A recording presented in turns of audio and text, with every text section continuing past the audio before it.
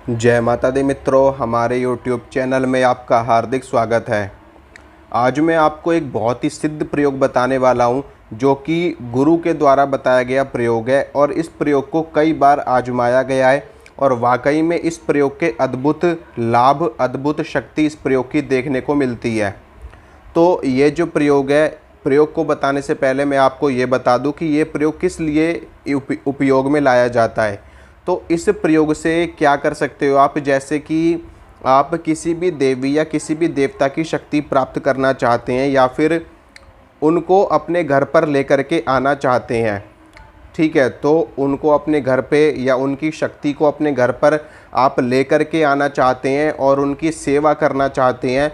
बाद में आप चाहते हैं कि उनकी कृपा हमारे ऊपर हो जाए और हम उनकी मदद से, उनकी सहायता से अपने जीवन में तरक्की प्राप्त कर सकें, अपने जीवन में उन्नति प्राप्त कर सकें। या फिर आप भगताई करना चाहते हैं, सिद्धि प्राप्त करना चाहते हैं, उस देवी या उस देवता की शक्ति प्राप्त करना चाहते हैं, अपने ऊपर सवारी लेना चाहते हैं या उनसे बात करना चाहते हैं या उनको सिद्ध करना चाहते हैं।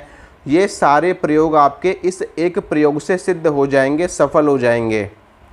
प्रयोग क्या है वो मैं आपको बताता हूँ। देखिए, एग्ज़ाम्पल के तौर पे लेते हैं। मान लीजिए आप हनुमान जी के भक्त हैं या फिर भगवान विष्णु के भक्त हैं या फिर भगवान शिव के भक्त हैं या फिर माँ दुर्गा के भक्त हैं या फिर आप माता काली के भक्त हैं। चाहे आप किसी भी देवी या किसी भी देवता के भक्त हों, आप उनकी शक्ति को अपने घर पे ला सकते हो और उनकी शक्ति की सेवा कर सकते हो और बाद में उनकी सवारी भी अपने ऊपर ले सकते हो और उनसे अपना मनचाहा कार्य भी करवा सकते हो और उनकी पूजा सेवा आप अपने घर पे ही कर सकते हो। कैसे करना है, क्या करना है, वो सारी चीज़ें मैं आपको बताता हूँ। देखिए, इस प्रयोग को करने के लिए कोई भी अच्छा दिन आपके पास होना चाहिए। जैसे कि आसपास कोई दिवाली का त्यौहार आ रहा हो, आसपास होली का पर्व आ रहा हो, आसपास शिवरात्रि का पर्व आ रहा हो, आसपास नवरात्रि का पर्व आ रहा हो, आसपास दशहरे का पर्व हो या फिर कोई बहुत ही अच्छा नक्षत्र चल रहा हो, कोई बहुत ही अच्छा मुहूर्त चल रहा हो, गुरु पुष्य योग चल रहा हो, रवि पुष्य योग चल रहा हो, सर्वार्थ सिद्धि योग चल रहा हो या फिर अभिजीत मुहूर्त चल रहा हो, निशीत काल हो, ब्रह्म मुहूर्त हो या फिर शुक्ल पक्ष का समय चल रहा हो, चंद्रमा की कोई अच्छी स्थिति चल रही हो, योगिनी एकादशी हो, भैरवाष्टमी हो, हनुमान जयंती हो। बहुत सारे पर्व काल हैं, ठीक है। बहुत सारे ऐसे नक्षत्र हैं जो बहुत ही ज़्यादा शुभ होते हैं, जिनमें कार्य करने से 100% सिद्धि प्राप्त हो जाती है। या फिर इनमें से कोई भी चीज़ आपको नहीं प्राप्त हो पा रही हो, तो आपको ये कार्य शुक्ल पक्ष में करना है। अगर आसपास कोई भी अच्छी तिथि ना हो, अच्छे नक्षत्र ना हो या अच्छा कोई त्यौहार ना हो, तो आप ये कार्य शुक्ल पक्ष में कर सकते हैं। मैं आपको बार बार इसलिए बोलता हूँ ताकि आपको मेरी बात अच्छी तरह से समझ में आ जाए। और शुक्ल पक्ष को करना है। शुक्ल पक्ष में भी आपको कैसे करना है, अगर आप हनुमान जी को या हनुमान जी की शक्ति को या हनुमान जी के दूत को या हनुमान जी के सेवकों को या फिर स्वयं हनुमान जी को अपने घर पर लेकर के आना चाहते हैं, तो आप मंगलवार का दिन चुनेंगे, यानी कि शुक्ल पक्ष का मंगलवार होना चाहिए। अगर आप भगवान शिव को या भगवान शिव की कोई शक्ति अपने घर लेकर के आना चाहते हैं, तो आप सोमवार का दिन चुनेंगे। यह भी शुक्ल पक्ष का ही होना चाहिए, सारे दिन शुक्ल पक्ष के ही रहेंगे। अगर भगवान विष्णु की शक्ति को आप अपने घर पे लेकर के आना चाहते हैं या भगवान विष्णु को लेकर के आना चाहते हैं उनकी सेवा करने के लिए, उनकी भक्ति करने के लिए, तो आपको गुरुवार का, बृहस्पतिवार का दिन चुनना है। अगर आप देवी के किसी भी स्वरूप को लेकर के आना चाहते हैं, माँ दुर्गा हो, माता काली हो, माता लक्ष्मी हो, माता सरस्वती हो, माता शीतला हो, माता विंध्यवासिनी हो, माता नैना देवी हो, माता चंडी देवी हो, माँ चामुंडा हो, माँ मनसा देवी हो, माता पहाड़ा वाली हो, कोई सी भी देवी हो या फिर उनकी कोई भी शक्ति आप अपने घर लाना चाहते हैं, तो आप शुक्रवार का दिन चुनेंगे। शनिवार के दिन भी आप माता काली का प्रयोग कर सकते हैं, भैरव जी का प्रयोग कर सकते हैं, शनिदेव का प्रयोग कर सकते हैं।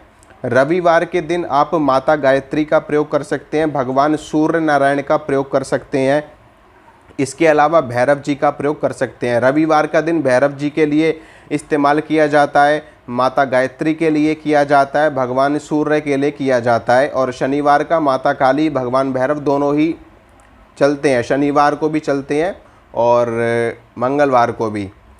तो इसमें आपको क्या करना है कि जिसके निमित्त आपको जो प्रयोग करना है वो शुक्ल पक्ष के दिन में आपको ये दिन चुन लेना है। अब इसके बाद में आपको करना है क्या कि अपने आसपास में कोई भी आपको सिद्ध मंदिर देखना है, जहाँ पर आप लोगों ने सुना होगा कि आपके घर के आसपास में ये मंदिर सिद्ध है, या फिर ये पहाड़ी पे जो मंदिर है ये मंदिर सिद्ध है, या फिर ये मंदिर सिद्ध है। आपके घर के पास में जो भी सिद्ध पीठ हो, सिद्ध पीठ ना भी हो, कोई मंदिर ऐसा हो जो बहुत पुराना हो, यानी कि कम से कम 100-150 साल पुराना मंदिर हो, 50 साल पुराना मंदिर हो, जहाँ पर ऐसी मान्यता हो कि यहाँ पर शक्ति साक्षात विराजमान रहती है, यानी कि जो जागृत पीठ बन गया हो, जागृत मंदिर बन गया हो पूजा पाठ से, और अपने प्राचीन काल के कारण वहाँ पर शक्ति स्थापित हो जाती है।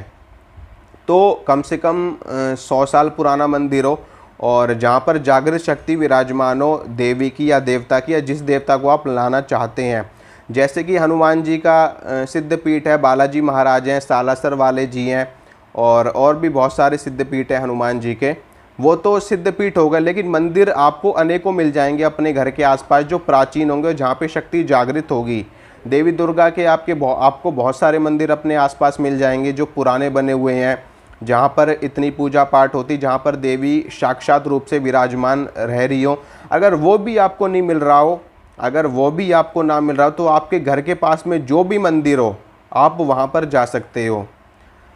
दिन मैंने आपको बता दिया। विष्णु जी के लिए अगर कर रहे हो तो बृहस्पतिवार, देवी के लिए तो शुक्रवार, हनुमान जी के लिए तो मंगलवार। ठीक है, आपको करना क्या है कि सुबह स्नान कर लेना है। स्नान करने के बाद में साफ़ सुथरे धुले हुए वस्त्र पहन लेने हैं, और धुले हुए वस्त्र पहनने के बाद में आप कुछ भी खाओगे नहीं, आपको भोजन नहीं करना है। आपको बिल्कुल बिना कुछ खाए पिए आपको जाना है। पानी वगैरह तो आप पी सकते हो, आप चाय भी पी सकते हो, लेकिन आपको भोजन नहीं लेना है। ठीक है, खाली पेट ये प्रयोग आपको करना है। स्नान करने के बाद में वस्त्र पहनने साफ़ सुथरे धुले हुए, और उसके बाद में आपको मंदिर में जाना है। मंदिर में जाना है। अगर देवी के निमित्त आप ये प्रयोग कर रहे हो तो देवी की मूर्ति के पास में, कुछ मंदिर ऐसे होते हैं जहाँ पर बहुत सारी देवी देवताओं की मूर्तियाँ होती हैं, वहाँ पर हनुमान जी की भी होती है, भगवान शिव का शिवलिंग भी होता है, और देवी की मूर्ति भी होती है, विष्णु जी की मूर्ति भी होती है, राम जी की भी होती है, और सभी की होती है। तो कोई दिक्कत नहीं है, वो भी चलेगा। और कोई विशेष मंदिर हो तो वो भी चलेगा। और तो वहाँ पर जाना है आपको। तो जिस शक्ति को आप अपने घर पे बुलाना चाहते हो, जिस शक्ति का आवाहन आप अपने घर पे करना चाहते हो, उस शक्ति की मूर्ति के सामने आपको जाना है। वहाँ पर जाने के बाद में उस शक्ति के सामने, या उस देवता के सामने, या उस देवी के सामने आपको धूप बत्ती जला देनी है, अगरबत्ती जला देनी है। अगरबत्ती ना हो तो धूप बत्ती जला देना, और देसी घी का दीपक जला देना। देसी घी का दीपक किस किस के लिए जलेगा वो भी मैं आपको बता देता हूँ।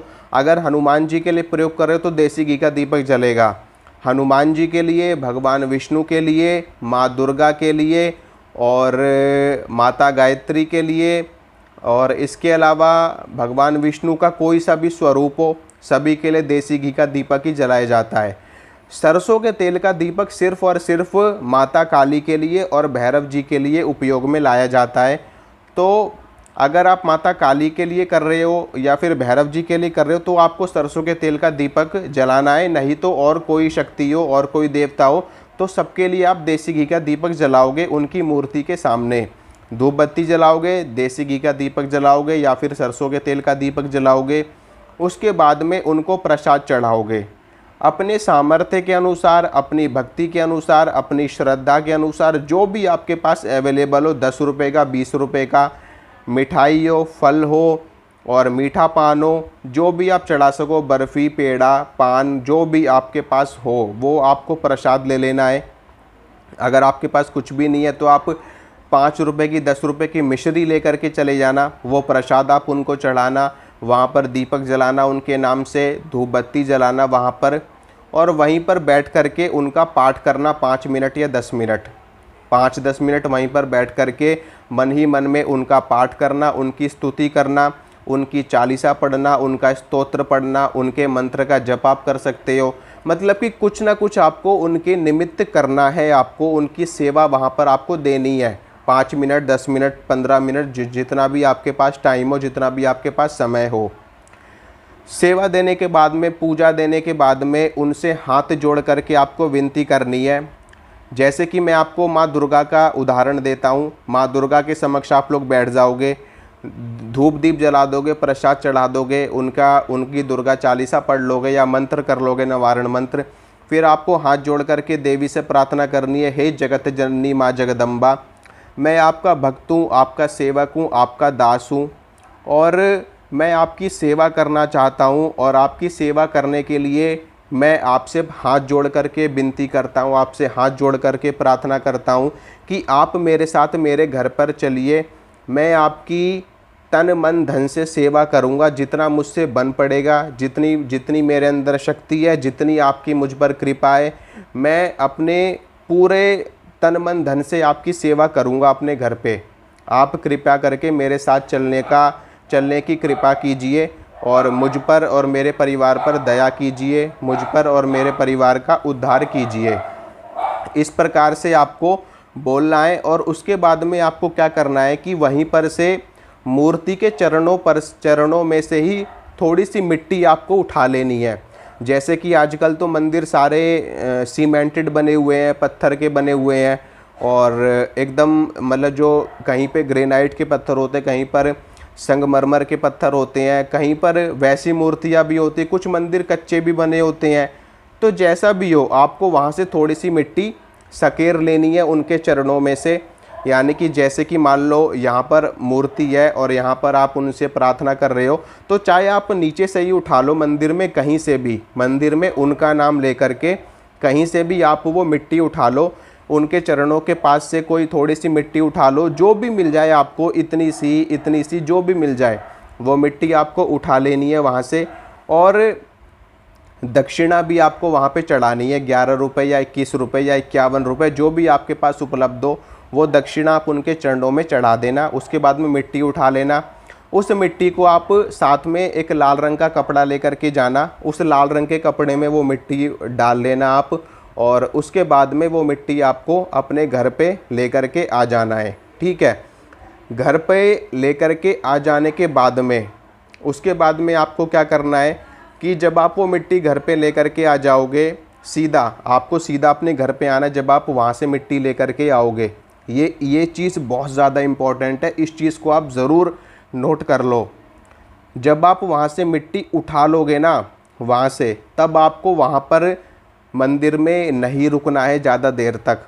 वहाँ से मिट्टी उठाने के बाद में आपको सीधा अपने घर पे आना है। रास्ते में आपको कहीं नहीं रुकना, किसी से बात नहीं करनी, सीधा अपने घर पे आकर के आपको रुकना है। आप जहाँ पर रुक जाओगे शक्ति वहीं रह जाएगी, फिर आपके साथ शक्ति नहीं चलेगी। ठीक है, तो इसलिए सीधा वहाँ से आपको अपने घर पे आना है। ज़्यादा किसी से फालतू बात नहीं करनी। कोशिश करना कि किसी से भी बात ना करो, आप सीधा अपने घर पे आओ मिट्टी लेकर के। और उसके बाद में जब आप अपने घर पे लाओगे तो उस मिट्टी को सीधा अपने घर के मंदिर में रखना है आपको। घर पे मंदिर में रखने के बाद में आपको अपने हाथ पैर धोने हैं, अपना मुंह धोना है। हाथ पैर धोने के बाद में अपने घर के मंदिर में जाना है सीधा। उस मिट्टी को जो आप लेकर के आए थे लाल रंग के कपड़े में गांठ मार के वहीं पर जो आपने मूर्ति अपने घर पे स्थापित कर रखी है। इसके लिए मैं आपको एक चीज़ और बता दूं कि इसके लिए अगर आप एक छोटी सी मूर्ति ले लो देवी की या जिस भी देवता के निमित्त आप ये प्रयोग कर रहे हो, तो बहुत ज़्यादा बेहतर होगा। क्योंकि जो शक्ति होती है वो मूर्ति में ज़्यादा और जल्दी प्रवाहित होती है। शक्ति के प्राण, जो शक्ति की प्राण प्रतिष्ठा होती है वो मूर्ति में जल्दी प्रवाहित होती है, जल्दी सिद्धि मिलती है मूर्ति की पूजा करने से, बजाय की फ़ोटो या बजाय की तस्वीर के। तो आप अगर रख लो, एक छोटी सी मूर्ति रख लो, ज़्यादा बड़ी रखने की ज़रूरत नहीं है। आप छोटी सी ही रख लो, चाहे कैसी भी रख लो, चाहे मिट्टी की हो, चाहे फाइबर की हो, चाहे पत्थर की हो, चाहे पीतल की हो, चाहे अष्ट धातु की हो, जो भी आप रख सको, लेकिन मूर्ति होनी चाहिए। वो रख लो मूर्ति, और वो जो मिट्टी आप लाए थे कपड़े में गांठ मार के, वो मिट्टी आपको वहीं पर मूर्ति के पास में रख देना है। उसके बाद में आपको अपने पूजा घर में, अपने घर के मंदिर में धूप बत्ती जलानी है, देसी घी का दीपक जलाना है, और घर पे भी आपको प्रसाद चढ़ाना है। ठीक है, फिर आप घर पे लेकर के आओगे तो घर पे भी आपको प्रसाद चढ़ाना है, और उनको प्रसाद चढ़ाओ, अच्छे से उनकी सेवा करो, उनको जल का पात्र अर्पित करो, क्योंकि आप वहाँ से शक्ति लेकर के आए हो अपने घर पे, आपने वहाँ से आवाहन किया है उनका, वहाँ से आप उनको लेकर के आए हो अपने घर पे, और अपने घर पे आपको उनकी सेवा करनी है, प्रतिदिन करनी है। अगर सुबह शाम कर सको तो बहुत ज़्यादा अच्छा है, अगर सुबह शाम ना कर सको तो एक टाइम आप ज़रूर करो। कम से कम उनके सामने धूप दीप तो आपको जला ही देना है। अगर आप ज़्यादा कुछ नहीं कर सकते, ज़्यादा कुछ प्रपंच आप नहीं कर सकते, या ज़्यादा कुछ कर्मकांड नहीं कर सकते, तो कम से कम उनके समक्ष सुबह शाम धूप दीप आपको अवश्य जलाना चाहिए। और वो जो मिट्टी है उसको आपको सवा महीने तक, यानी कि 41 डेज़ या फिर 45 डेज़, यानी कि 41 दिन से लेकर के 45 दिन के बीच तक वो मिट्टी आपको अपने घर के मंदिर में ही रहने देनी है, उस मूर्ति के पास में। उसके बाद में उस मिट्टी को आप जल प्रवाह कर सकते हो। ठीक है, क्योंकि सवा महीने में क्या होगा कि शक्ति पूरी तरह से स्थापित हो जाएगी आपके घर में, पूरी तरीके से जागृत हो जाएगी, पूरी तरीके से प्राण प्रतिष्ठित हो जाएगी। ठीक है, और आपको बराबर टाइम टू टाइम उनकी पूजा करनी है, उनको प्रणाम करना है, उनको नमस्कार करना है, उनकी धूप दीप करनी है, उनकी जोत बत्ती करनी है। ये नियम आपको फिर नियमित रूप से करते रहना है। धीरे धीरे देखना आपको सिद्धि मिलने लगेगी, वो शक्ति आपके घर में विचरण करने लगेगी, आपके घर के लोगों का मंगल होने लगेगा, कल्याण होने लगेगा, आपका भला होने लगेगा, आपको शक्ति के दर्शन भी होने शुरू हो जाएंगे। अगर आपके अंदर भक्ति है, आपके अंदर श्रद्धा है, और आपने ये प्रयोग सही से किया है तो। ठीक है, और सेवा करते रहो, मंत्र का जप करते रहो, चालीसा इत्यादि पढ़ते रहो, और फिर देखो कैसे चमत्कार होता आपके घर में। ठीक है, तो यही था। बाकी कुछ मुझे नहीं लगता कि मैं कोई चीज़ मैंने आपको ना बताई हो, या मैं कोई चीज़ भूल गया हूँ। बाकी फिर भी कुछ आपको पूछना हो तो कमेंट में आप पूछ लेना, मैं आपको बता दूँगा। ठीक है मित्रों, वीडियो को लाइक करना, वीडियो को शेयर करना, चैनल को करना सब्सक्राइब। मिलूँगा आपसे अगली वीडियो में। जय माता दी।